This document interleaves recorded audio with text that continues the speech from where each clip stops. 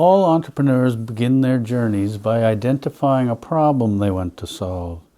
It should be a big problem and one which others have tried to tackle and failed. It should be a big problem because you may, like me and my partners, spend the rest of your lives working on it. This will require great passion, persistence, and determination. In our case, we chose to solve the problem of global poverty. The Peace Corps exposed us to a whole group of people, small farmers trapped in rural poverty, who were getting a raw deal, and we believed we could help them. In case you haven't guessed, we haven't actually succeeded in solving global poverty yet. We've made some progress towards it, which I'll tell you about. Other people working on this problem have also made progress. The problem is, collectively, we're all moving too slowly. Recently, it's begun to dawn on more and more people that we're actually running out of time. While to a great extent, world poverty has always been correlated closely with our other problems like climate change, environmental degradation, famine, disease, and war, any of these, probably the first, may overwhelm us before we can get around to solving world poverty. You may scoff and think I'm exaggerating. I promise you I'm not. But let me proceed on a more optimistic note. I believe that collectively we actually have all the tools we need to solve these large problems. But we need to collaborate as never before and muster the political will. If not, history can point to many civilizations who failed to do so and today remain with us only as ruins. Cheer up. I promise to tell you some stories. In 1989, I find myself on the side of El Volcán de Agua, or water volcano, in Guatemala. Guatemala is a beautiful country and very popular with tourists, but I'm there because I started a social enterprise to alleviate poverty, and that's where the work brought me. We've set up what we call village banks to help rural women access small pools of capital so they can run micro-enterprises, generating enough income to pay for their kids' education, put decent food on the table, and save to eventually become self-sufficient. I'm in an adobe home on the slope of the volcano, meeting with Guatemalan women members of the village bank and quizzing them as to how successful their businesses are going. They smile as they tell me their stories. It sounds like they're doing well. One aspect of our credit methodology requires that the women save at least 20% of the loans we grant, and I want to check on whether or not they're complying with this. So, have you been able to put away any savings? The women all nod. I wonder if they're just telling me what I want to hear. Where is it? Can I see it?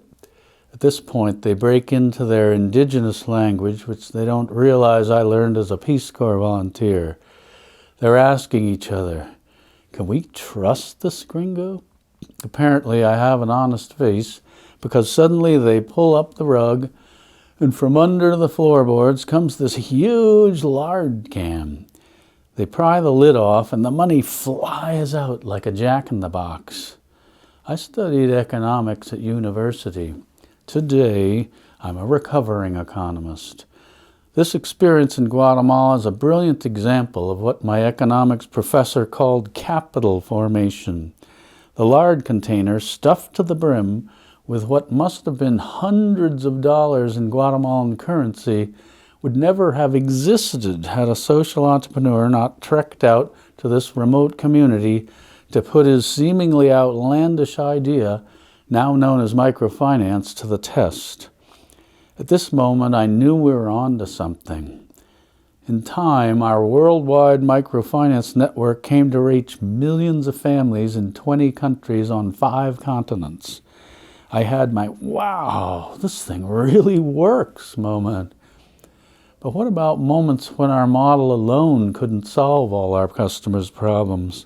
I'll tell you about a memory that's always stayed with me, one that demonstrates the importance of access to basic services for vulnerable populations.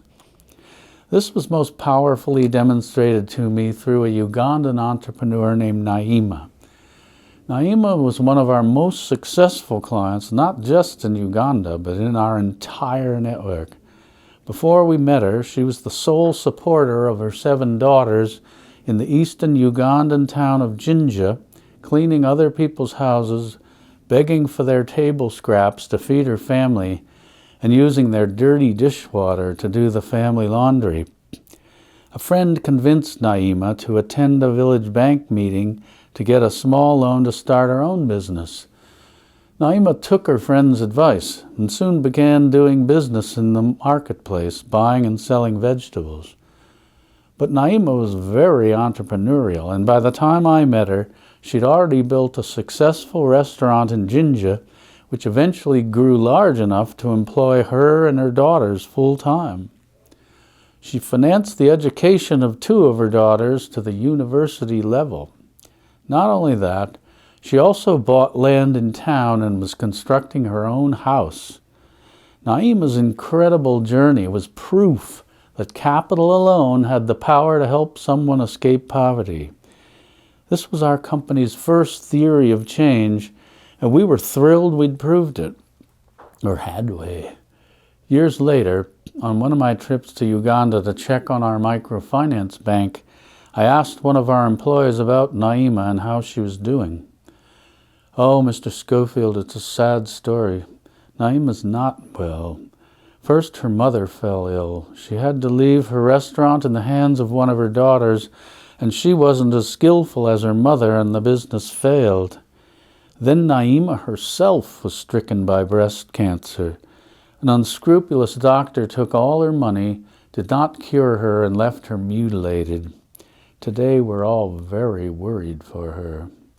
I was saddened by this news and stunned at how our most successful client could be knocked off the ladder out of poverty due to a lack of access to effective health care. This experience vividly showed me how people everywhere need capital and savings, but alongside that, they also need quality and affordable basic services like health care, energy, and sanitation, to name a few. I ordered my Ugandan staff to hire Naima as a brand ambassador to promote village banking to other women so that she would at least have an income to sustain herself and her family. Then my team and I immediately embarked on designing a more integrated approach to tackling poverty. Note we're still trying to solve the problem of world poverty, but we've embarked on our second theory of change, which I would describe as follows. No single enterprise or charity or idea by itself can solve our biggest global problems. Ultimately, we need an ecosystem of social enterprises working together to reduce poverty on a mass scale and successfully address the prominent development challenges. Why do I put so much stock in social enterprises? A social enterprise is like any other for-profit business in that they both have financially sustainable business models. We would never have reached the point of lending $1 billion in loans annually with a purely philanthropic approach. Social enterprises generate returns, raise capital, and leverage it to further their mission. And how are social enterprises different? Well, here's where my prejudice comes into play. The reason I am a social entrepreneur is I believe the key to solving problems like world poverty is to enroll the people who have the problem directly in designing, executing, and even contributing to the financing of its solution. That's what our company did when we created Village Banks and had the members screen the potential borrowers and disperse and collect the loans and savings. For a social enterprise, the social mission should never be subordinated to making a profit, although generating enough money to be sustainable and promote growth should also be top of mind. If in practice there is a big trade-off between the social and the financial, then the business model's flawed and needs to be adjusted. I spoke earlier about us having the tools to solve many of these seemingly intractable problems. It was not always so.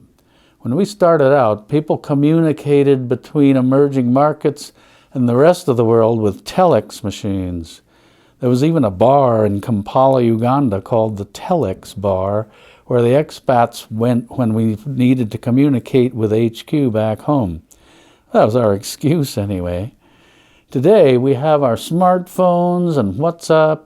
We have solar-powered home energy systems that cost only a few $100 and can bring light into a home accustomed to living in darkness.